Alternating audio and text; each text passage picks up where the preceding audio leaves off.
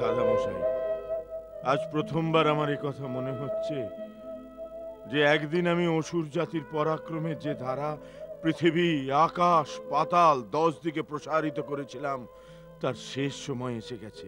অসুর জাতির অস্তিত্ব অনিশ্চিত হয়ে গেছে। না না পিতাশ্রী, ইন্দ্রের বজ্র, বিষ্ণুর সুদর্শন আর শঙ্করের ত্রিশূল অসুরদের অস্তিত্ব মেটাতে পারে না। সেখানে বেচারা রামের বাণ কি করবে? যুদ্ধে ওঠা পড়া, লাভ ক্ষতি তো হয়েই থাকে, কিন্তু তাতে রাষ্ট্রের গতিবিধি তো রুদ্ধ হয়ে যায় না। এতে সন্দেহ নেই যে কুম্ভকর্ণ কাকার মৃত্যুতে আমাদের সবচেয়ে বড় ক্ষতি হয়েছে, কিন্তু বড় থেকে বড় যোদ্ধার মৃত্যুতেও দেশ তো হেরে যায় না। মহারাজ, এক পর্বত ভেঙে গেলে পৃথিবীতে প্রলয় তো নেমে আসে না।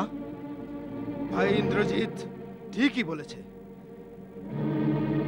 ঘাত প্রতিঘাত না থাকলে যুদ্ধ কিসের? গভীর থেকে গভীরতর আঘাত যোদ্ধাদের হাসতে হাসতে সহ্য করতে হয়। বীরদের চোখে অশ্রু নয়, ক্রোধাগ্নি ছড়া উচিত, তাহলেই শত্রুদের বল কমে যায়।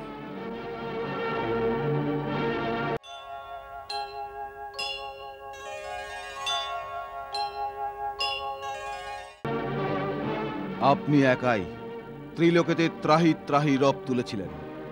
মেঘ গর্জনকারী আপন অমোঘ রথের সবারই হয়ে, ব্রহ্মা থেকে প্রাপ্ত শক্তি ধনুর্বাণ ধারণ করে আর কবচ পরিধান করে আপনি যখন রণভূমিতে যাবেন, তখন রাম লক্ষ্মণের ধনুর্বাণ খড়কুটোর মতো হাওয়ায় উড়ে যাবে।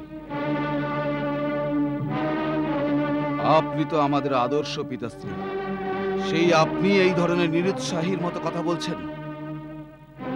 অতিকায় পুত্র, তুমি পরম সুরবীর, কিন্তু কুম্ভকর্ণ লঙ্কার মূল স্তম্ভ ছিল। কুম্ভকর্ণের মৃত্যুর অর্থ হলো লঙ্কার মূলের শক্তিহীন হয়ে পড়া। না পিতাশ্রী, দাদা অতিকায় ও ত্রিশিরার উপস্থিতিতে লঙ্কার একটা ইঁটও নড়বে না। আপনিও শত্রুর ভাষাতেই কথা বলছেন, যেন একলা কুম্ভকর্ণকে মেরে ওই বনবাসী এটা ভেবে ফেলেছে যে উনি লঙ্কা জয় করেছেন। দেবান্তক, দেবান্তক নাম আমার। দেবতাদের শক্তির অন্ত করায় দেবান্তক নাম হয়েছিল আমার।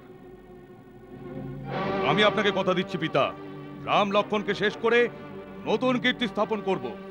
কাল থেকে আমার নাম রামান্তক হয়ে যাবে।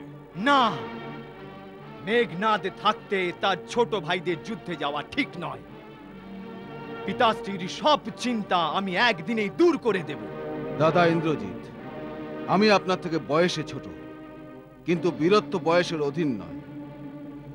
বীরত্ব আত্মার গুণ, শরীরের নয়।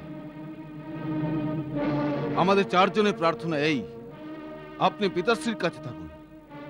আমরা 4 ভাই, আমি, দেবান্তক, নারান্তক আর ত্রিশিরা, আজকেই এই যুদ্ধকে অন্তিম পর্যায়ে পৌঁছে দেব। আপনি আমাদের সৈন্যবল সমেত শত্রুর উপর আক্রমণ করার আজ্ঞা দিন পিতাশ্রী। রাজকুমার অতিকায় ঠিকই বলেছে মহারাজ। আমাদের বিশ্বাস, এই মহাবলী মহাভট্ট মহারথীদের পর কালকে আর যুদ্ধের আবশ্যকতা থাকবে না। অতিকায়, ত্রিশিরা, নরান্তক, দেবান্তক, আজ যুদ্ধ শেষ করেই ফিরবে মহারাজ।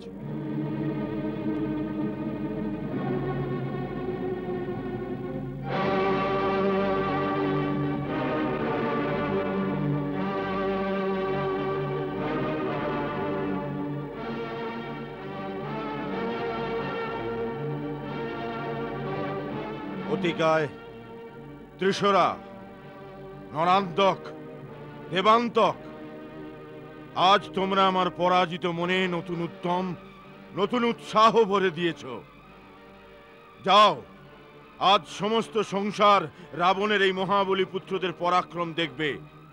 যাও, আজ 10 দিকে অসুরদের জয়বার্তা ঘোষণা করে দাও।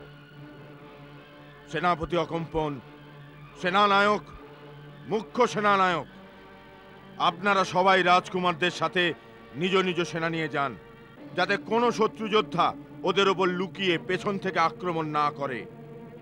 তার ওপর বিশেষ নজর রাখুন। যাও, ওই বনবাসীদের সমাপ্ত করো। আজ লঙ্কার বিজয়ের শঙ্কানাদ করতে করতে ফিরে এসো। যাও।